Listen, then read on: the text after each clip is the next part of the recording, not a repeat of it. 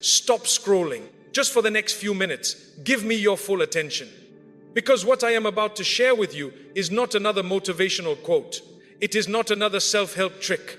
It is a divine formula that has quietly transformed the lives of millions.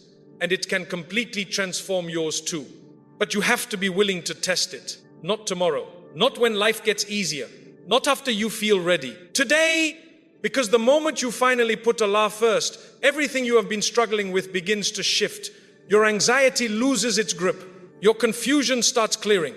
Your relationships stop draining you and start supporting you. Your days stop feeling like a race and start feeling like a journey with purpose. Stay with me until the very end, because I will give you 3 simple daily habits that, if you practice them consistently, will change your mindset, your peace, and your direction in life. Do not click away.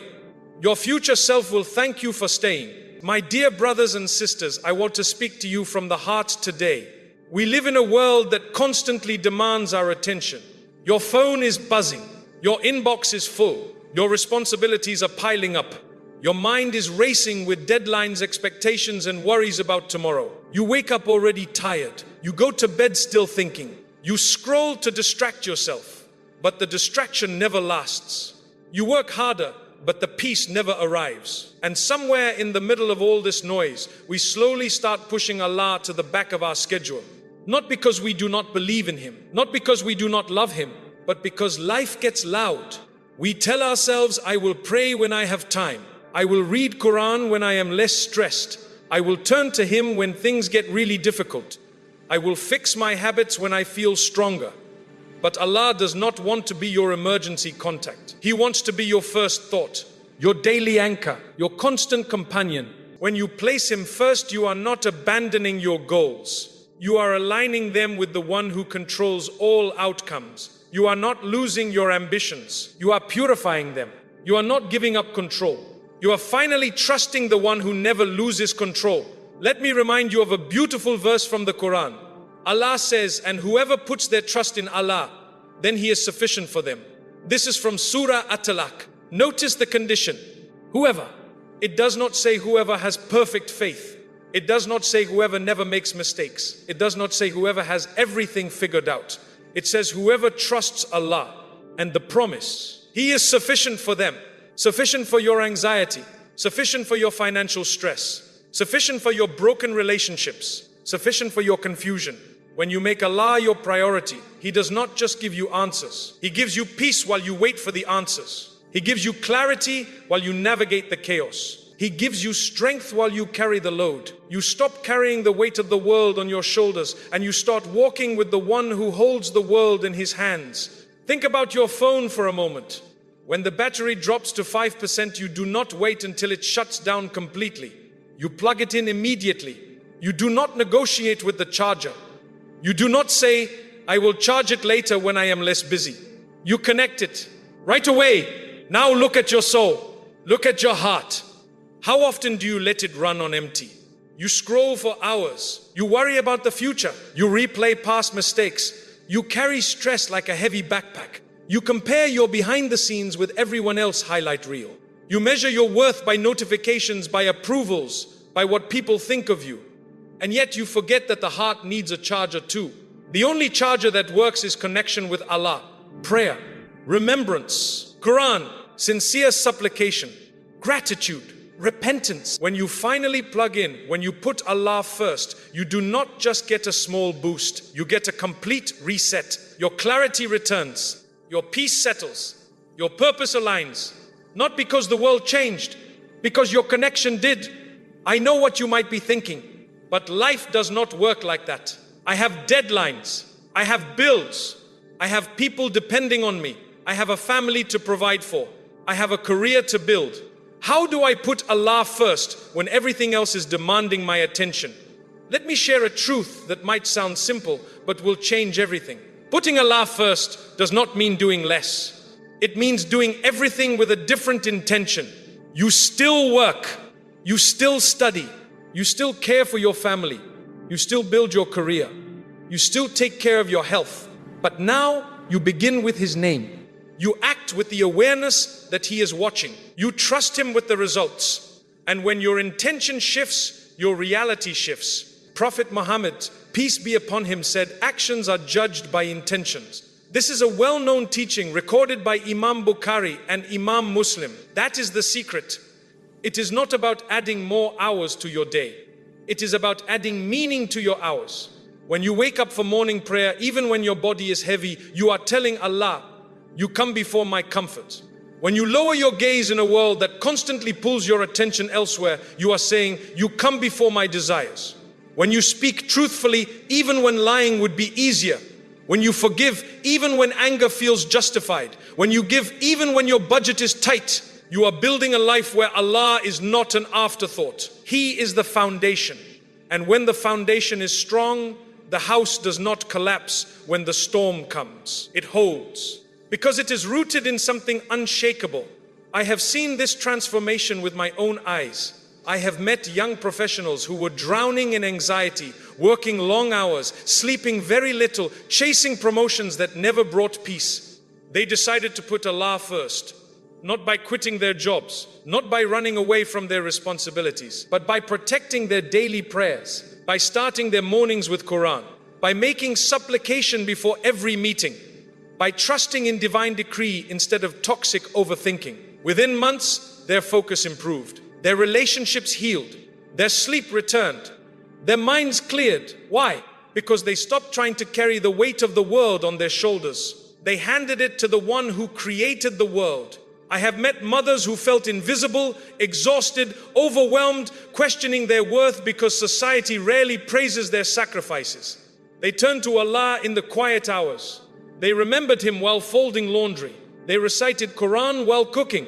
They whispered, "Oh Allah, accept this from me," with every drop of effort. And slowly their hearts filled with a quiet dignity that no human approval could ever match. I have met students drowning in comparison, feeling behind, feeling lost, wondering if they will ever catch up. They made a simple promise. Before I open my books, I will open my heart to Allah. They started praying on time. They asked for blessings instead of just grades. They replaced panic with prayer. And what happened? Their concentration sharpened. Their memory improved. Their stress decreased. Not because the curriculum changed, because their mindset did. When you seek Allah's help, He does not just give you success. He gives you peace while you pursue it. This is not theory. This is lived reality. But it requires one thing: consistency, not perfection. Consistency. You will have days where you miss a prayer. You will have moments where you fall into old habits. You will have weeks where your heart feels distant. That is normal. That is human. Allah does not expect you to be flawless. He expects you to be sincere. Prophet Muhammad, peace be upon him, said, every child of Adam makes mistakes. And the best of those who make mistakes are those who constantly turn back to him. This was recorded by Imam Tirmidhi. So do not let guilt paralyze you. Let it propel you. Every time you fall, get back up. Every time you forget, remember again. Every time you doubt, whisper, "Oh Allah, I am still yours." He never tires of hearing it. He never closes his door. He never says, "You have disappointed me too many times." He says, "Return to me and I will turn to you." Now, let us talk practically. How do you actually put Allah first in a world that constantly pulls you in 10 different directions? I will give you 3 daily anchors. Keep them simple. Keep them consistent. Watch how they change everything. First, protect your morning prayer like your life depends on it. Because spiritually, it does. Do not negotiate with your lower self. Do not say, "I will wake up tomorrow." Set 2 alarms. Place your phone across the room. Keep your prayer clothes visible. Make a covenant with yourself. Before I check messages, before I look at screens, before I speak to anyone, I will stand before Allah. That short time of connection in the quietest part of the day will illuminate your entire schedule. Morning prayer is not just a ritual. It is a declaration. It says, I choose you before I choose comfort. I choose you before I choose convenience. I choose you before I choose everything else. And Allah honors those declarations. He sends blessings into your hours. He sends clarity into your decisions. He sends peace into your chest. When you start your day with Allah, you do not walk into your responsibilities empty. You walk into them armed with guidance. You walk into them carrying light. You walk into them knowing that you are never alone. Second, make remembrance your default setting. Not just in the mosque, not just during special months, in the car, while walking, while cooking, while waiting in line, while staring at the ceiling at 2 in the morning. Glory be to Allah. All praise is for Allah. Allah is the greatest. There is no power and no strength except with Allah. Let your tongue remember what your heart sometimes forgets. Prophet Muhammad, peace be upon him, said, "Shall I not inform you of the best of your deeds, the purest of them with your Lord, the highest of them in your ranks, better for you than spending gold and silver, better than meeting your enemy in battle?" They said, "Of course." He said, "The remembrance of Allah." This was recorded by Imam Tirmidhi. Remembrance is not a routine. It is a lifeline. It is the oxygen of the soul. When anxiety hits, replace it with remembrance. When anger rises, replace it with remembrance. When loneliness creeps in, replace it with remembrance. When jealousy whispers, drown it out with remembrance. You will be amazed how quickly the noise fades when the heart starts remembering its creator. You do not need a quiet room. You do not need perfect conditions. You just need a willing tongue and a present heart. The Prophet Muhammad, peace be upon him, taught us that even a short phrase of remembrance, repeated with sincerity, carries more weight than mountains of worldly effort done without God consciousness. Let your breath become a form of worship. Let your commute become a time of connection.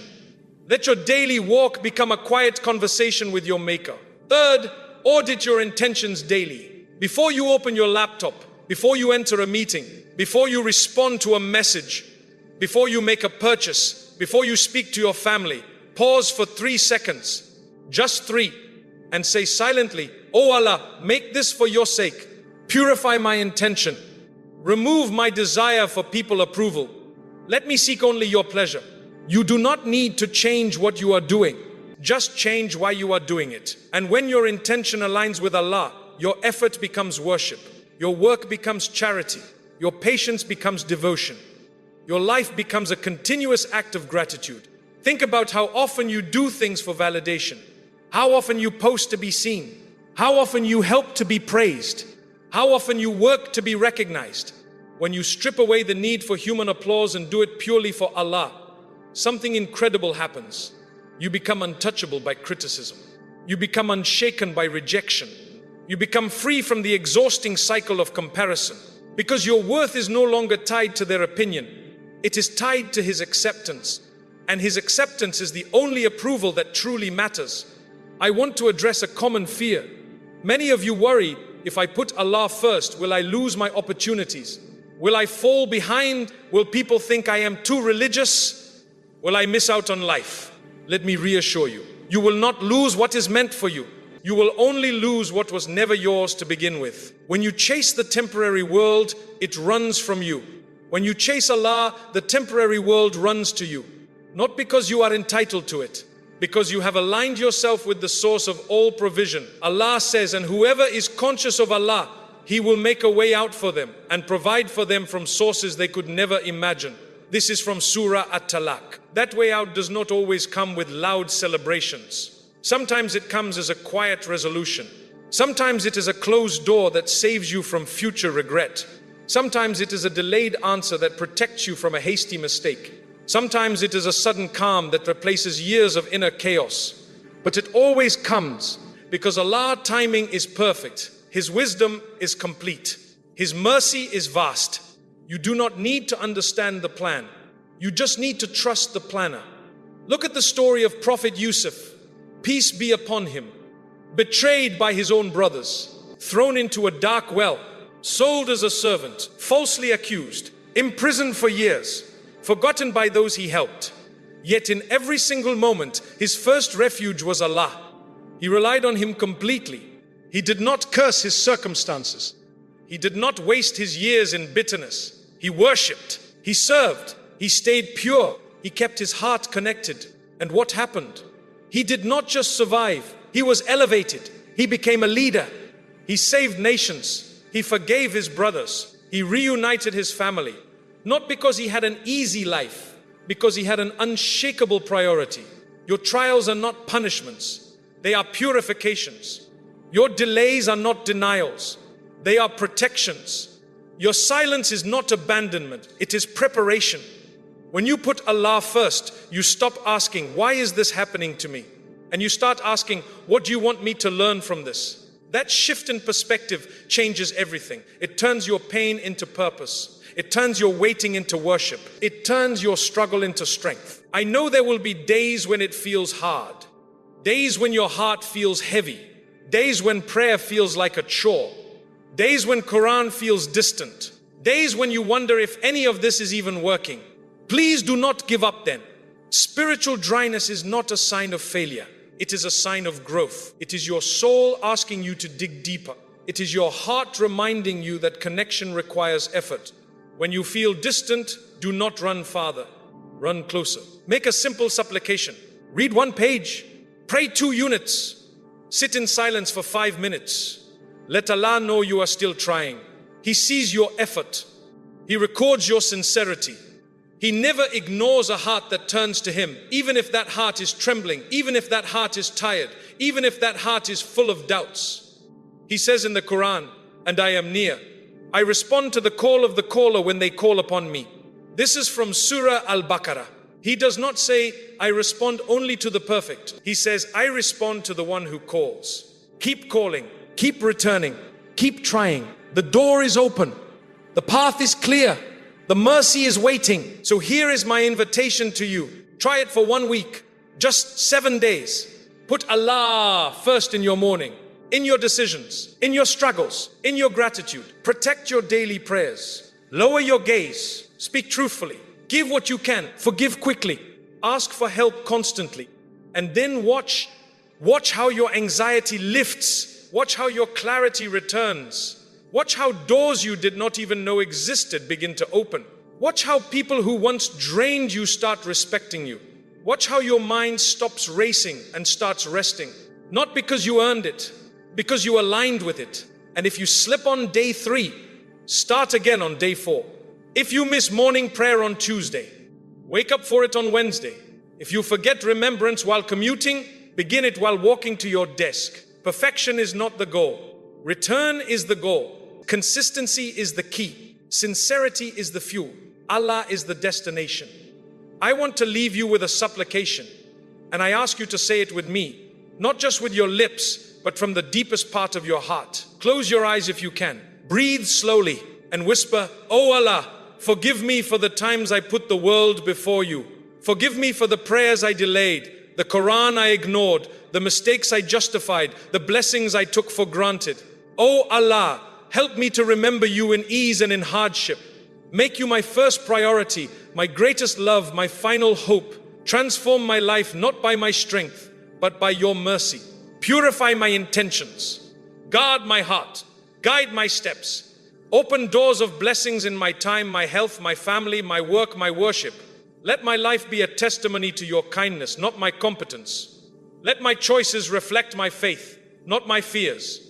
Let my success be measured by my closeness to you, not by the applause of others.